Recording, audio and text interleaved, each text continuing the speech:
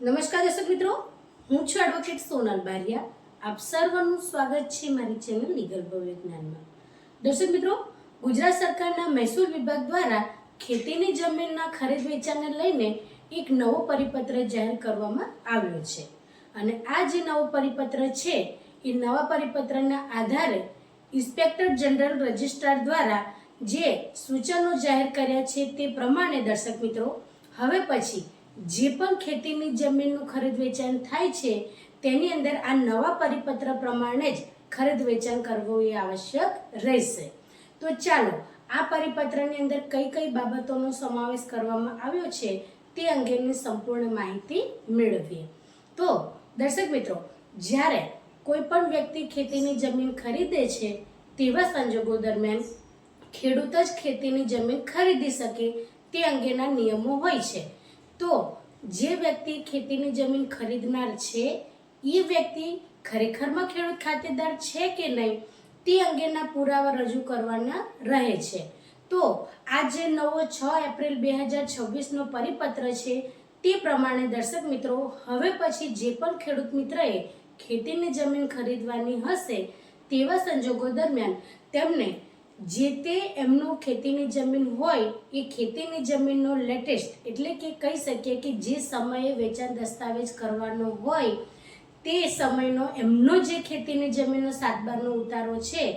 તે એમને રજૂ કરવાનો રહેશે. અને જે ખેતીની જમીન તેઓ ખરીદી રહ્યા છે અને એ ખેતીની જમીનનો વેચાણ દસ્તાવેજ જે સમયે થઈ રહ્યો છે, જે તારીખે થઈ રહ્યો છે એ તારીખથી પાછલા 25 વર્ષનો જે વ્યક્તિ ખેતીની જમીન ખરીદનાર છે એ વ્યક્તિની વાત કરે છે કે જે વ્યક્તિએ ખેતીની જમીન ખરીદવાની છે એ વ્યક્તિએ વેચાણ દસ્તાવેજની તારીખથી પાછલા 25 વર્ષનો એમનો ગામ નમૂના નંબર 6 જેને આપણે હકપત્રક પણ કહીએ છીએ, તો હકપત્રકની જેટલી પણ નોંધો છે એ ક્રમાનુસાર એમને રજૂ કરવાની રહેશે કે એમને ખેડૂત ખાતેદાર તરીકે છેલ્લા 25 વર્ષની એમની જે જમીન છે એની અંદર કઈ કઈ નોંધો પડેલી છે અને કઈ નોંધ દ્વારા એમનું અંદર નામ દાખલ થયેલું છે એ બધો અંદર જે રેકોર્ડ હોય ગામ નમૂના નંબર 6ની અંદર એ બધા જ રેકોર્ડ એમને રજૂ કરવાના રહેશે. દર્શક મિત્રો, આ જે પરિપત્ર છે એની જાહેરાત 4 એપ્રિલ 2026ના રોજ કરવામાં આવી, પરંતુ ક્યાંક એટલે ક્યાંક એવું લાગ્યું કે આની અંદર હજી બીજા પણ દસ્તાવેજનો ઉમેરો કરવો જોઈએ. એટલે આ જે પરિપત્ર જાહેર કર્યો હતો 4 એપ્રિલ 2026ના રોજ, તો એની અંદર ફરી પાછો સુધારો પણ કરવામાં આવ્યો કે જે વ્યક્તિ આ જે 25 વર્ષનો જે રેકોર્ડ્સ છે એ તો એમને દર્શાવવાનો જ છે, પણ તેની સાથે તેઓ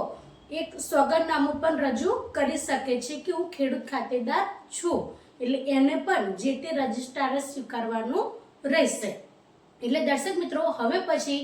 ઘણા બધા જે વર્ષો પહેલા ભૂલો થઈ ગઈ છે કે કોઈ વ્યક્તિ ખેડૂત ખાતેદાર છે નહીં અને ખેતીની જમીનનું ખરીદ કરી લીધેલું છે, પછીથી પાછળ એમને ખેડૂત ખાતેદારનું પ્રમાણપત્ર મેળવવા માટેને એમને જે તે પ્રોસેસ કરવા પડતા હતા, એટલે ઘણી બધી ત્રુટીઓ રહી જતી. એટલે હવે પછી 2026થી આ એક નવો જે પરિપત્ર જાહેર થયો છે